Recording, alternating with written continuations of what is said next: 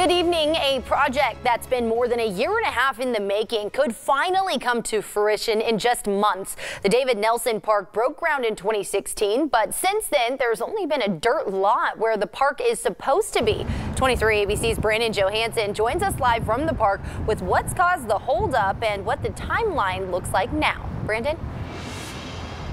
That's right, Jessica. We just passed the third-year anniversary of the line-of-duty death of Officer Nelson. So naturally, I'm going to check in the park that's named in his honor here in East Bakersfield. That park just behind me here, you can see, like you mentioned, still very much a dirt lot at this point. And like you said, dedicated over a year and a half ago, but because it's a private venture, it's taking just a little bit longer than originally expected.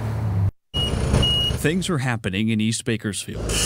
And as Andre Gonzalez will tell you, it's been a long time coming. And so it's taken us longer than what we would have liked. The Bakersfield City Council member is also the executive director of the Children First campaign, the driving force behind a new pocket park on Niles Street, not far from Monterey Street. We know that we have to provide additional resources for our families who live within underserved neighborhoods. The ground was broken here in fall of 2016, but the construction stalled, partially due to the project relying on volunteers. Having volunteers, it's taken time. The park is not being funded by the city or the county, but completely from fundraising done by Gonzalez's nonprofit. They've raised over $200,000 so far, enough to cover phase one. To this point, the park has essentially been a dirt lot, but Gonzalez says that the ball is now rolling.